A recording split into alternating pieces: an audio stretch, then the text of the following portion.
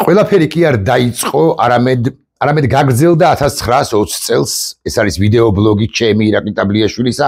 ჩვენ ცხადია ლაპარაკობთ, საუბრობთ უკრაინაზე, უკრაინის კონტექსტზე, რუსეთსა და უკრაინას შორის მიმდინარე კონფლიქტზე, რუსეთის ოკუპაციაზე, მაგრამ ამავდროულად არსებობს სხვა ძალიან მნიშვნელოვანი საკითხები, თემებიც, რომლებიც ბუნებრივია მოხდება და უნდა მოხდეს კიდეც ჩვენი ყურადღების ცენტრში. მოკლედ, ყველაფერი კი არ დაიწყო, არამედ გაგრძელდა, ასე უნდა ვთქვა, 1920 წელს. როდესაც მე-11 არმია, საბჭოთა წითელი არმია, ის არმია, რომელიც ჩვენთანაც იყო შემოსული, აპრილის თვეში 1920 წელს შევიდა, შეიჭრა ბაქოში და იმხანად, ანუ რამდენი გამოდის 105 წლის წინ მოსპო აზერბაიჯანის დამოუკიდებლობა, ზუსტად ისე მოსპო, როგორც მოსპო საქართველოს დამოუკიდებლობა 21 წლის თებერვალში, 9 თვის შემდეგ, ხო? 1921 წლის თებერვალში. მაგრამ მეორე მხრივ, აი ის ამბები რომ აღწეროთ, ამბები გასული საუკუნის 20-იანი წლების დასაწყისისა, ხო? 100-ზე მეტი წლის წინანდელი ამბები რომ აღწეროთ, უბრალოდ ამისთვის დრო არ გვაქვს. ანუ ნაკლები დრო გვჭირდება, მით უფრო რომ დღეს და ახლა ძალიან საინტერესო პროცესები იცით თქვენ რომ მიმდინარეობს და შესაძლოა ის ამბები, აი 105 წლის წინანდელი ამბები არც საინტერესო იყოს ფართო აუდიტორიისთვის. კვლავ ვიმეორებ, მით უფრო იმის გათვალისწინებით, რომ ესეთი საინტერესო ამბებია დღეს და ახლა ჩვენს ქვეყანაშიც და მთლიანად რეგიონში და უფრო ფართო გაგებით რეგიონში და მსოფლიოში და სამყაროში და ავისი პლანეტებთან შორისი დაპირისპირებების კი არის ლამის ცხადია ვხურობ. ასევე არც იმის დრო გვაქვს, რომ აღწეროთ რა ხდებოდა ამავე აზერბაიჯანში მთელი 70 წლიანი საბჭოთა მმართველობის პერიოდში, მანძილზე, განმავლობაში. მხოლოდ ერთს ვიტყვი, ერთადერთი ამ არის სათქმელი, რომ კავკასიის ეს ქვეყანა აზერბაიჯანი, რომელსაც დამოუკიდებელი სახელმწიფოს ისტორია როგორც ასეთი, ესე ძალიან დიდი სულაც არა აქვს, ვიყოთ გულახდილნი, მაგრამ მეორეც მხრივ კვლავ იცით თქვენ, რომ 1918 წელს შეიქმნა აზერბაიჯანის სახელმწიფო. რუსეთს ამ 70 წლის განმავლობაში მესამე რესპუბლიკა აზერბაიჯანი მიაჩნდა მესამე ხარისხოვან რესპუბლიკად. რუსებს კი აზერბაიჯანელები მიაჩნდათ, აი როგორ უნდა ვთქვა ახლა, ბანძებად მეთქი ასე ვიტყვი, აი მარტო არბუზი, ანუ საზამთრო რო ჩამოვაქვთ, აი ცენტრალური აზიის ხალხების მსგავსად, კვლავ ვიმეორებ ამ სიტყვას, ბანძებად, ცუდ ტიპებად, ხო ზემოდან უყურებდნენ ყოველთვის, ვის არ უყურებდნენ რუსები ზემოდან, ყველას, ქართველებსაც, მოლდოველებსაც, უკრაინელებსაც, ბელარუსებსაც, სომხებსაც, ხო, მაგრამ აი ცენტრალური აზიის 5-ვე რესპუბლიკის და აზერბაიჯანის ქალაქებს კი უფრო მეტად უყურებდნენ ზემოდად და მიაჩნდათ აკიკითხაით ბანძებად. ხო და ამის მიზეზებზე საუბარიც წაგვიყვანს ძალიან შორს. მაგრამ ამ არბუზების მომყვან რესპუბლიკაში 90-იანი წლების დასაწყისში, 90-იანი წლების მიწურულიდან, 90-იანი წლების დასაწყისიდან, ხო, იფეთქა, ასე უნდა ვთქვათ და ყველაფერი გაგრძელდა, ამაზეც არ აგვაქვს დიდი დრო, მაგრამ მაინც გაგრძელდა 1990 წელს. აი 1990 წელია, 99 წლის აპრილი უკვე მომხდარია საქართველოში, 90 წლის იანვარია და რუსები შედიან ბაქოში და ზოგი ცნობით 133 თუ არ ვცდები, ზოგი ცნობით 170 და ზოგი ცნობით კი 210 თუ 212 მომიტინგეც კი დახვრიტეს პირდაპირ მნიშვნელობით რუსებმა ბაქოში.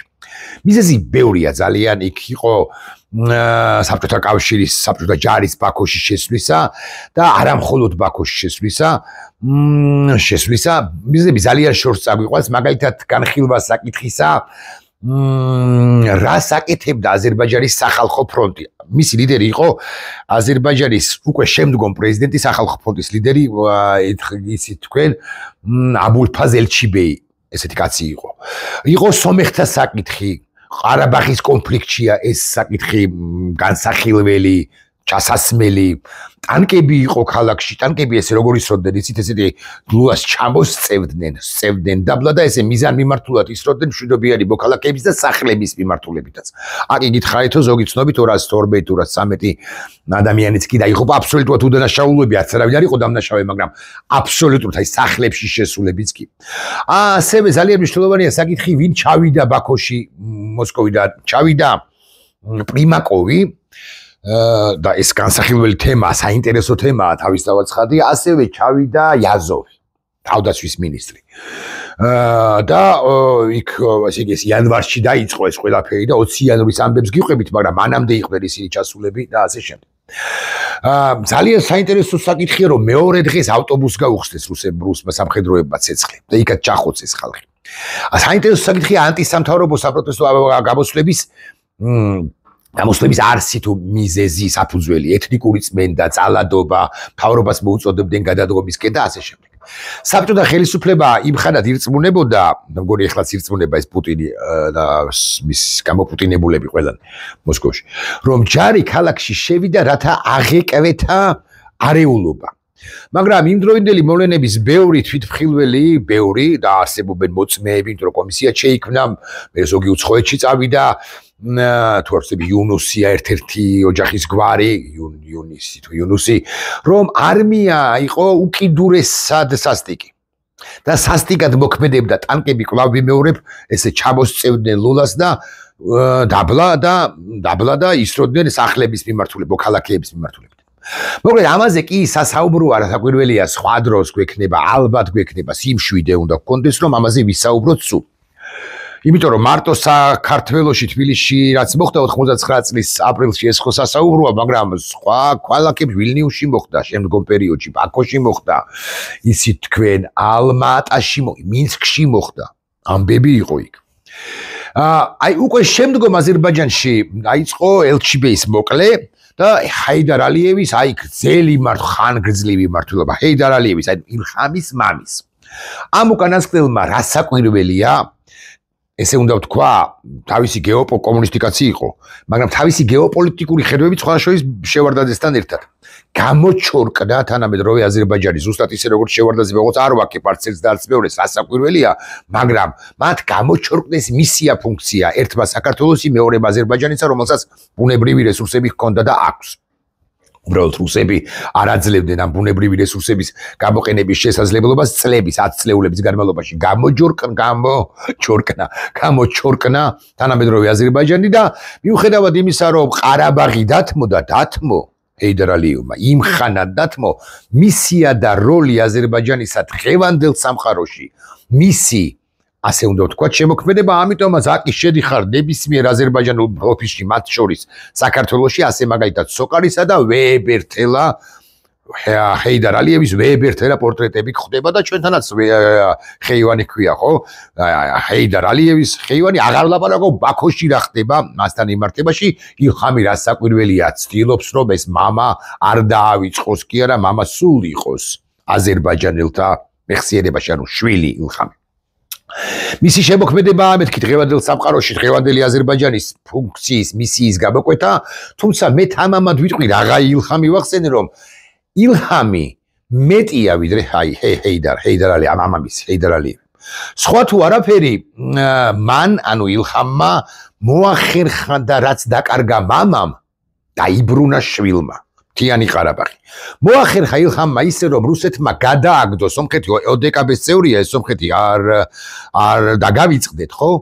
და მოახერხა ისეთი რომ რუსეთი არ ჩაერია. მოახერხა ისე, რომ ზურგს უკან ილჰამმა დაიყენა უმძლავრესი თურქეთი, ჰეიდარიც ამას აკეთებდა, განა არა, ერდოღანის თურქეთი დაიყენა, მაშინ როცა ილჰამს დაყენებული ჰყავდა თანსუჩილერისა და სულეიმან დემირელის შედარებით დემოკრატიული რუსეთი, დემოკრატიული არ არის, თურქეთი და ერდოღანის თურქეთი დაიყენა და კონცეფცია არის ამგვარი, ჩვენ ვართ ორ ქვეყანაში გაბნეული ერთი ხალხი და რეალისტური გახადა ეს კონცეფცია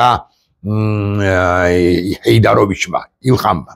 თამამად ვიტყვი რომ რუსეთს არ უწერია გამარჯვება პოსტსაბჭოთა სივრცეში, ეს ჩემი მოსაზრებაა და არა მხოლოდ ჩემი ცხადია, ვერსად ვერ გაიმარჯვებს მოლდოვაშიც კი, არა თუ უკრაინაში, საქართველოშიც კი ვერ გაიმარჯვებს, მიუხედავად იმისა, რომ ეს გამოპუტინებული ბიზინა გვმართავს ჩვენ, ვერ გაიმარჯვებს. მაგრამ თუ მაინც და მაინც ვწდები, ყველაზე მეტად მას გაუჭირდება კი არა, არ უწერია გამარჯვება, სწორედაც რომ აზერბაიჯანში, სწორედ იმიტომ, რომ თურქეთია ამ ქვეყნის უკან, სუნიტური თურქეთი, ესეც ცალკე ისტორიაა, ძალიან საინტერესო ისტორია, აქ ირანის ფაქტორია, მოკლედ სუნიტური თურქეთია, შიიტური აზერბაიჯანის უკან პარტნიორია, ხო? აქ საინტერესოა ბაქოს პოზიცია ბოლო მოვლენებზეც, რასაკვირველია ირანის კონფლიქტს, ირანში კონფლიქტს გულისხმობ. გაგიკვირდება და ძალიან საინტერესოა ერევნის პოზიცია ამავე კონტექსტში, ანკარას პოზიცია ხო საინტერესოა, ასევე ერევნის დამოკიდებულება ანკარასთან, ერევნის დამოკიდებულება ბაქოსთან, ბევრი რამაა საინტერესო. კონტექსტის ნაწილია სომხეთი, რომ განშორების პროცესშია, ოდეკაბედან გამოვა, ევროპას უახლოვდება, ამერიკას უახლოვდება, საკუთარ სატრანზიტო ფუნქციაზე ლაპარაკობს, პაშინიანი ეჩმიაძინზე სეირნობს, მეთქი ასე ვიტყვი, ეჩმიაძინს დაარტყა, რაც ჩვენ ვერ გავაკეთეთ, ვერასდიდებით, ვერასოდეს. ანუ სულ რომ ვამბობთ, რომ რუის-ურბლისი ჩასატარებელია, რუის-ურბლის დაარქმევ თუ სხვა რამე სვეტის ცხოველ, ცხეთას სვეტის ცხოველს, ჯვარის სვეტის ცხოველს, მე არ ვიცი, მაგრამ მე ვიცი რომ ჩასატარებელია, მაგრამ აი პაშინიანმა ეს გაბედა და იქ არ არის ნაკლებად კონსერვატორული საზოგადოება. იქ მონოეთნიკური სომხეთის სომხური საზოგადოების დამოკიდებულება ეჩმიაძინის მიმართ არის ძალიან მძლავრი, ძალიან პატივსაცემი ასე, მაგრამ როცა მართალი ხარ, ძლიერი და მართალი ხარ, ამასაც კიბედავ. იქ არის საზღვრების საკითხი, სომხეთ-თურქეთის ურთიერთობები აქ იგითხარით. იქ არის ზანგეზურის დერეფნის საკითხი, ნახიჭევანი და ისიც ხო, აი, ისიც კი არა, რასაც აი ხაჩკარი, იცით რა არის, აი დასერჩეთ ხო? ხაჩკარი სად მოხდა და დაანგრიეს თუ დალეწეს თუ არა ხაჩკარები, საფლავის ქვები, ასე გეტყვით, უნიკალურია თითოეული მათგანი. აზერბაიჯანელებმა ხო, ესეც კი საინტერესოა ხო, რადგურდება თუ არა ხაჩკარები. ეჩმიაძინი გითხარით და ღმერთმა უცხის კიდე რამდენი დეტალია, მაგრამ იმის გამო რომ დრო არა გვაქვს და არა გვაქვს, რა თქმა უნდა, ჩვენ ამ თემებზე ვერ ვილაპარაკებთ. გაგიკვირდებათ და სამაგეოდ არის დრო რომ რუსეთ-აზერბაიჯანის ბოლო ურთიერთობები განვიხილოთ. ეს საკვირველია განსახილველია რუსეთ-სომხეთის ურთიერთობები. აქ იგითხარით რომ სომხეთი განეშორება რუსეთს, გაგიჟდა პუტინი, გაგიჟდა საგარეო უწყება, რაც გინდათ ისქენით რომ იმას ეუბნებიან, თუმცა იქ ჩვენი ინტერესები გვაქვსო, ამასაც ესეც ისმის მოსკოვიდან, მაგრამ ამავდროულად რომ ეს ლიდერი, დღევანდელი დემოკრატიის თვალსაჩინო ლიდერი პაშინიანი ამ რეგიონში მიდის აქტიურად მიხავს სომხეთი ევროპისაკენ და დასავლეთისაკენ ზოგადად. იქ უვიზო საკითხია და ასე შემდეგ. ეს უსაინტერესო თემაა, მაგრამ ესე მოწყვეტილად მარტო სომხეთის ამბავსაც ვერ განვიხილავთ. რუსეთ-აზერბაიჯანის ბოლო ურთიერთობები კი გავბედავ და ვიტყვი უფრო საინტერესოა მეთქი და უნდა ვთქვა რომ მოსკოვის გადმოსახედიდან, მოსკოვის პრიზმიდან, მოსკოვიდან არის ალიევი არის უმადური კაცი. და მე გეტყვით, როგორ ფიქრობს, აი რიგითი რუსი პეცა ხო, ან ვლადიმირ პუტინი ხო? იმიტომ არის საუმადური კაცი ალიევი, რომ ის დამატებით ძაბავს ურთიერთობას მოსკოვთან, რომელსაც შეუძლია რომ ჩაუყლაპოს, გაუტაროს. კაი, რა მოხდა საბოლოო ჯამში? ისეთი ჩამოვარდა ერთი თვითმფრინავი რა გადაგვაყოლეთ ამ საქმეს 25 დეკემბერს ჩამოვარდა გასული წლისა. ან ორი კაცი მოვკალით რა. მუიჟი იმპერიამ ჩვენ გვაქვს ორი კაცის. ან იქ 38 კაცი დაიღუპა, თუ არ ვწდები, კი არ ვწდები, თვითმფრინავში, რომელიც აქტაუში ჩამოვარდა და აი რა მოხდა ეს ჯამში 40 კაცის რაღუპა გარდაცვალება. მაგრამ ალიევი არ არის ესეთი კაცი, რომელიც დათმობს. ხო, ალიევი საკმაოდ კერკეტი კაკალია. ალიევი კაცია, რომელსაც ზურგს უკან ერდოღანი უდგას და ასე შემდეგ. მოკლედ, სომხეთი ოდეკაბეს წევრი ქვეყანა რომაა და მიატოვებს ამას, ეს ვიცი, ოდეკაბეს ვიცით და მოსკოვი კი ამბობს ამგვარ რამეს, რომ მე ხომ არ ჩავერიე ოდეკაბეს წევრი ქვეყნის სასარგებლოდ ბოლო ორ კონფლიქტში. ხომ მოგეცი შესაძლებლობა რომ ყარაბაღი დაგებრუნებინა. ხო და ეს ოხერი და ტიალი. თუ ეს გავაკეთე მე, არ უნდა მეპატიოს 40 კაცის კვლელობა, მეთქი ასე ვიტყვი, მაგრამ კვლელობას ხო არ უწოდებენ რუსები ამას. ეხლა ის კითხვა უნდა ეპატიოს. ურთიერთობა ხო დასათბობია. არა, მე ამ კითხვას ქართული ოცნების მისამართი ვცვავ ძირითადად, მაგრამ მაინც კერკეტი კაკალია ალიევი მეთქი და ეს ძალიან აღარ ამბავია. ეხლა ვილაპარაკოთ იმაზე, როდის ჩამოვაგდო რუსეთმა, საიდან გაგრძელდა, ბოლო პერიოდში საიდან გაგრძელდა. როდის ჩამოვაგდო რუსეთმა აზერბაიჯანის სამგზავრო თვითმფრინავი 24 წლის, აკი გითხარით 24 წლის 25 დეკემბერია. შობა დღეა, ცხადი არ ცნობს, რუსეთი ცნობს, მაგრამ აზერბაიჯანი არ ზეიმობს, უფრო ზუსტი რო ვიყო. აზერბაიჯანის ავიახაზების Azerbaijan Airlines რეისის ნომერი არის 82-53, რომელიც ბაქროდან გროზნოში მიფრინავს, გროზნოში, აი იმასთან. აგვარია ის ბანდიტი როა. მოკლედ, მიფრინავს ბაქოდან გროზნოში და მიფრინავს და რუსულმა საჰაერო თავდაცვის სისტემამ ეგონა რა რომ ესენი არიან უკრაინელები დაუშინა და დაუშინა. მე იქ არის სხვა ვერსიებიც რომ რაღაც ჩიტები დაეჯახდნენ და ასე ბევრი ვერსია, მაგრამ დაუშინა და დაუშინა. სამიზნედ მიიჩნია მეთქი ასე ვიტყვი და ესროდა. თვითმფრინავი გროზნოს მახლობლად ეს დაზიანდება და დაიწყებს ესე ქვევარდნას, კადრები არსებობს ამის ნუღარ მაჩვენებინებთ ახლა და დააზიანა და შემდეგ სცადა ეს თვითმფრინავი ესდება რომ დაჯდეს ავარიულად, მაგრამ არაფერი არ გამოდის. საბოლოოდ ის ყაზახეთში აქტაუს სიახლოვეს ბრახდა ჩამოვარდება და 38 კაცი დაიღუპება, გადარჩება თუ არ ვცდები 29 თუ 30, ხო? და ამ დროს რას შვება ალიევი ის ძალიან დიპლომატიურია გაამუხრუჭა მეთქი ამას ვერ ვიტყვი ბოლომდე არ დაუმუხრუჭებია მაგრამ არ ბოლომდე არც მისწოლია ალიევმა რომელიც უთუოდ არის გაბრაზებული იმ მომენტში იმიტომ რომ 38 მოქალაქე დაიღუპა აზერბაიჯანის რა ვარია ხო ამ ტრაგედიის ახსნაზე ასეთ სიტყვას ამბობს თუ არ ვცდები და ზუსტად მახსოვს რომ ეს იყო შემთხვევითობა. ეს არ იყო მიზანი მიმართული ამბავი, თუმცა ამავდროულად ალიევი მოითხოვს ბოდიშის მოხდას ამაოდ პუტინისაგან და პასუხისმგებლობის აღებას და კომპენსაციასაც კი. პუტინი რა შვება? პუტინი ხო არ იხევს. ესეთი ვიდუხა ხო აქვს, რომ არ უნდა დაიხიოს. ბოდიში მოიხადა ტრაგიკული შემთხვევა უწოდა, ოკეი, ჩავსვათ რაღაც ჩარჩოებში, ბოდიში მოიხადა, მაგრამ პასუხისმგებლობა პირდაპირ არ უღია რუსეთს, პუტინს, რუსეთს. არა. მაგას როგორ რავა იკადრებდა ეხლა მოსკოვი. შედეგად აზერბაიჯანმა რუსეთთან ფრენები შეაჩერა დროებითო და დაიწყო გამოძიება. და რა მოხდება ეხლა უახლოეს მომავალში? ანუ გამოძიება, როგორც ასეთი, უნდა დასრულდეს თუ არ ვცდები აგვისტოში. იმის გამო რომ რუსეთის საგარეო უწყებამ გამოაცხადა, რომ გამოძიებას ნახეთ რას ამბობს ლავროვის უწყება, გამოძიებას თანამშრომლობით ჩაატარებენ რა საკვირველი, ანუ ეთანამშრომლებიან ბაქოს, მაგრამ სარაკეტო დარტყმის შესახებ განკარგულების დეტალები არის სახელმწიფო საიდუმლოება. და აზერბაიჯანს გინდა კომისია შექმნა და ილჰამი გაუცოცხლებიათ, თუ ჰეიდარი გაუცოცხლებიათ, თუნდაც არას დიდებით არ მისცემს. 25 წლის აგვისტოში აკითხარით დაასრულებს აზერბაიჯანი ეს კომისია ამ თემაზე მუშაობას, გამოძიებას დაასრულებს და ალბათ მოხდება შემდეგი რამე. მოითხოვს ოფიციალურად მოითხოვს სამართლებრივ კომპენსაციას რუსული მხარისაგან და გავბედავდა ვიტყვი წინასწარმეტყველებ განჭრეთ რომ რუსეთი ადეკვატური არ იქნება არავითარ კომპენსაციას ერთ მანაც თუ რუბლსაც კი დოლარსაც კი, ევროსაც კი, ევროცენტსაც კი რუსეთი, მოსკოვი, ბაქოს არ გადაუხდის.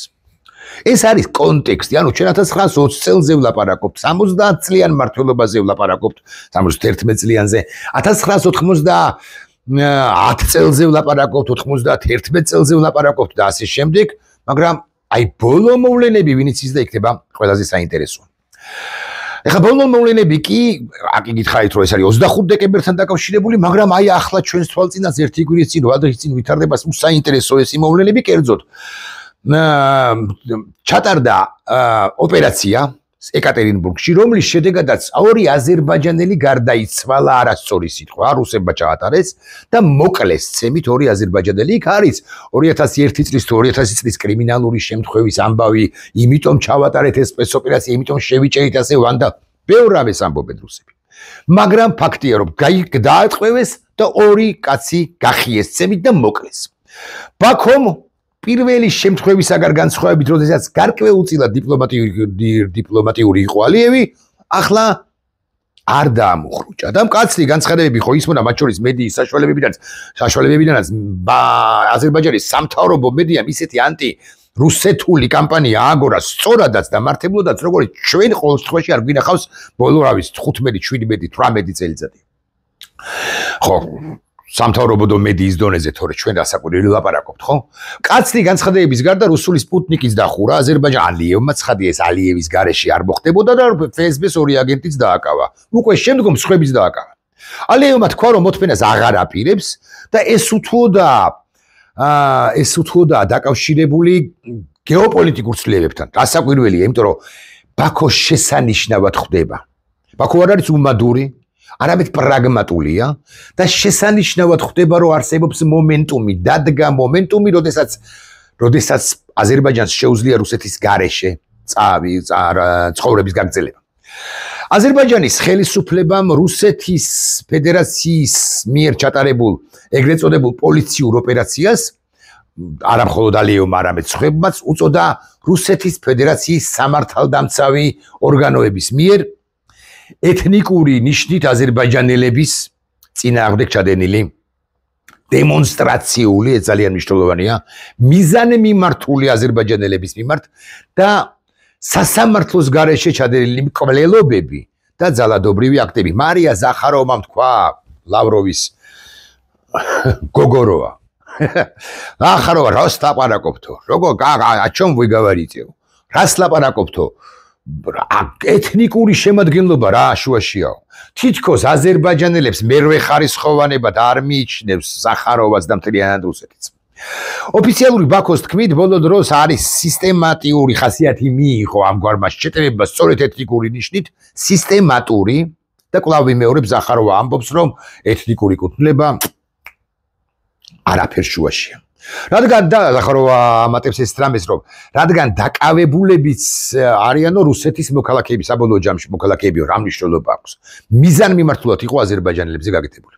იმიტომ რომ კვლავ ვიმეორებ მეათე ხარისხოვანია. მოდი გავაკეთოთ ზუმაუთი ახლა თქვენის დებართით და დავეყნოთ კავკასიის საკითხების შესეთი პოლიტიკური ანალიზის ცენტრის დირექტორია, ეს კაცი გვარად არის აჰმედ ალილი, რომელიც ამბობს შემდეგ რამეს, აზერბაიჯანს აქვს და მე გითხარით რომ ზუმაუთი უნდა გავაკეთოთ, მეთქი განცდა რომ კრემლსა და მოსკოვში ზოგიერთებს სურთ როგორმე ზეწოლა მოახდინონ აზერბაიჯანზე იმის გამო რომ აზერბაიჯანი უნდა იყოს მადლიერი მოსკოვისა, ბაქო უნდა იყოს მადლიერი მოსკოვისა ყარაბაღის ბოლო ორო კონფლიქტში ჩაურევლობის გამო. მათი აზრით, რომ მოსკოვის აზრით აზერბაიჯანს აქვს ახალი სტატუსი 2020 წლის ყარაბაღის ომის შემდეგ. ანუ მას შემდეგ, რაც რუსმა სამშვიდობოებმა არ ჩაერინენ და ყარაბაღი დატოვეს კიდეც. სწორედ ის სცენარია, რომლის ნახვას შესაძლოა ბევრი აღარ ისურვებდა, მაგრამ აზერბაიჯანს ეს გამოუვიდა წემს ალილი. ისინი კი ანუ რუსები სანაცვლოდ ასეთ რამეს ითხოვენ, რის დასათმობად სავარაუდოდ, ანუ რა უნდა დათმოს აზერბაიჯანმა, ხო სავარაუდოდ აზერბაიჯანი არ არის მზად, ანუ მოსკოვი რო ფიქრობს, რომ ეს უნდა დათმოს, მაგალითად უნდა იყოს პრომოსკოვური, აზერბაიჯანი ამისთვის მზად არ არის. და ან არ ფიქრობს, რომ უნდა მისცეს ბევრი სტრატეგიული სივრცე დაუთმოს მოსკოვს. ეს იმას ნიშნავს, რომ ვინ ვის ვალშია, აი ბაქოში და მოსკოვში სხვადასხვანაირი აღქმა აქვს, სხვადასხვანაირი გაგება აქვს. ამისა. და სწორედ ამ მდგომარეობას, ამას მივყავართ იმ მდგომარეობამდე, რასაც ახლა ჩვენ ვაკვირდებით, ამას ამბობს ალილი. ეს მართლაც სწორი ანალიზია, მისივე თქმით, ალილი ამბობს შემდეგ რამეს, რომ ბაქოსთვის ეს არის გზავნილი, რომ აზერბაიჯანული დიასპორის წარმომადგენლებს ასე შეიძლება მოექცნენ სულ ძალიან დიდი ხნის განმავლობაში, ანუ ჩაგრონ მე-9 და მე-10 ხარისხოვნად მიიჩნიონ. აზერბაიჯანული თვითმფრინავის ჩამოგდების შემდეგაც ასე მოხდა, ხო? იმიტომ რომ რაღაცა გაუტარა ნაწილობრივ ალიევმა, რატომაც არა. მიდი და მიჩაგრეთ ბოლომდე. ეს არის განწყობა რუსეთში შექმნილი აზერბაიჯანელების მიმართ. და ალილი ამბობს, რომ შეუძლებელია ნორმალური ურთიერთობების აღდგენა უკვე დღეს ისე გადაძაბეს მხარეებმა და მისივე თქმით კიდევ უფრო მეტად დაიძაბება ურთიერთობა ამ ორ ქვეყანას შორის, ოღონდ აზერბაიჯანი გაგიკვირდებათ და ამ დაძაბვისთვის, დაძაბულობისთვის მზად არის. რატომ არის მზად? კვლავ ვიმეორებ, იმიტომ რომ უძლიერესი თურქეთი უდგას ზურგს უკან. ასევე მნიშვნელოვანია, რომ პუტინი არ ურეკავს ალიევს, არ უხდიჩს ბოდიჩს ბოლო ინციდენტების გამო და არც სხვა საჯარო განცხადებებს აკეთებს ამასთან დაკავშირებით. ანუ პუტინი მიყურსულია, პირიქით მეთქი. არათუ მიყურსულია, არამედ გადაძაბვისკენ მიხავთ რუს სამართალდამცავ წოდებულ ბანდიტებს. იცით თქვენ როგორ აკავებდნენ აზერბაიჯანელებს, როგორ ამცირებენ კადრები არსებობს, მერსედესი, გელენვაგენის ჩალეწვა, იქ სხვა დარღვევები და ასე შემდეგ, ოღონდ არც აზერბაიჯანი იკავებს თავს. არც აზერბაიჯანი იკავებს თავს და რას არ აკეთებს, ხო? ანუ ავლენს და ავლენს ასე მაგალითად რუს აგენტურას. აზერბაიჯანი ასე ვიტყვი არ ჩერდება მეთქი ფსბ-ს აგენტურას ანადგურებს მეთქი თავის ქვეყანაში და მეტიც ესეც მნიშვნელოვანი პოინტია აზერბაიჯანული მედიის ცნობით ხო ინფორმაციით ქვეყანაში დაიხურება რუსულენოვანი სკოლები როგორ бедав Ильхам Хейдарович как вы себе это позволяете შეიძლება მოსკოვიდან ეს გზავნილი გაისმას თუმცა ალიევი როგორც ჩანს ამისთვის მზად არის რუსებიც არ ჩერდებიან და არა რუსებს არ აქვთ მეორე ფრონტის არავის ეგონოს რომ რუსებს აქვთ მეორე ფრონტის გახსნის უნარი რას საკვირველია მაგრამ რუსებიც რომ არ ჩერდებიან ამის დასტურია რომ აი ვორონეჟში ცით რაც მოხდა მე გითხარით აზერბაიჯანელი მეწარმე დააკავეს ალექსეევსკის ბაზარია იქ და თანამფლობელია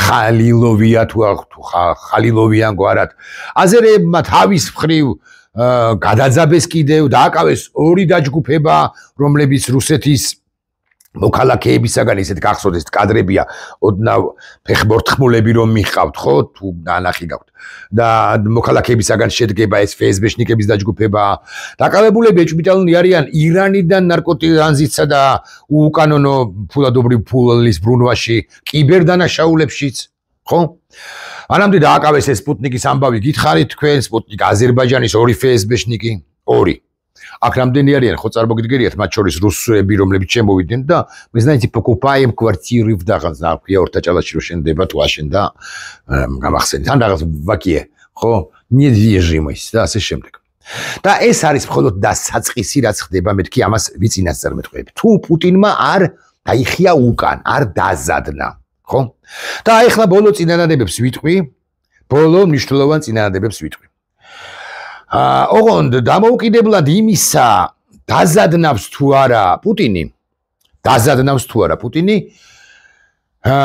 მე მგონია რომ ურთიერთობები მათ შორის არ დარეგულირდება ანუ აზერბაიჯანსა და ბაქოსა და მოსკოვს შორის ურთიერთობები არ აღდგება კი არა არ გამოსწორდება გეოსტრატეგიულად აზერბაიჯანსა და რუსეთს შორის ცეცხლის ალი უკვე მოსჩანს მეთქი ასე ვიტყვი აზერბაიჯანს ომი არ უნდა ვინმე მარჩათვალოს ვინმე მზარქუამ რომ აგას ომი უნდა არა არამედ ისტორიულ მომენტუმს გრძნობს სომხეთიც გრძნობს ამ ისტორიულ მომენტუმს ხო რასაც ვერ ვიტყვით ჩვენზე საქართველოზე სწორედაც რომ ვერ გრძნობს საქართველოს დე ფაქტო ხელისუფლება ისტორიულ მომენტუმს იმ დროს როდესაც რუსეთს ყველა განეშორება ბიძინა ივანიშვილი რუსეთში მიეკвехება და ეხლა ერთ რამეს ვიტყვი ეს იწვევს მეზობლების მათ შორის უზარმაზარ გულისწყრომასაც კი იმიტომ რომ მათ ეგულებოდათ შავი ზღვის ქვეყანა საქართველო ეგულებოდათ პარტნიორად ლიდერად თანამშრომლად ამ სამეულში სომხეთსა და აზერბაიჯანს შორის დალაგდაურთ ან ლაგდება ურთიერთობები და წარმოიდგინეთ ჩვენ როგორ გვერება მათ შორის მათთანაც ურთიერთობები ამაზე ახლა არღის ფრჩხილების გახსნა მაგრამ საოცარი ან უსაშინლესი საფრთხეების წინაშე ვდგავართ იმიტომ რომ ბიძინა ივანიშვილი ამბობს რა რომ არ მიგვათრევს ომისაკენ რეალურად ომისაკენ მიგვათრევს რომ იცოდეთ ხო დიდ გულისწყრობასაც იწვევს მეთქი მოკლედ продажное правительство Грузии ამას ერევანშიც იტყვიან მალე ბაქოში ამას უკვე ამბობენ გამყიდველი საქართველოს გამყიდველი ქვეყნის, კავკასიის გამყიდველი საქართველოს ხელისუფლება და არა მოღალატე და გამყიდველი ბიზნეს მთავრობა ვიყოთ გულახდილნი. როცა კავკასიის თავისუფლების შანსი ჩნდება, გაჩნდა კავკასიის მთლიანად ერთი ორგანიზმის. მისი ლიდერი ქვეყანა რა უნდა ყოფილიყო, მისი ერთი ქვეყნის ერთმა დე ფაქტო ლიდერმა აქაოდა ყალბი, მშვიდობა მინდაო, აქაოდა რუსეთი მიყვარსო, აქაოდა ჩემი საქართველო მონა, საქართველოაო, ასე ფიქრობს ბიზნა ივანიშვილი, ვასალი უნდა იყოსო რუსეთისო, ბოდიში და ეს არის ჩემი ბოლო სიტყვები. ბოდიში და ბიზნა ივანიშვილმა ზუსტად ამ მომენტში, ზუსტად ამ დროს, აი ხლა ეს სიტყვა უნდა ვთქვა და სულაც არ მერიდება. ჩაისვარა.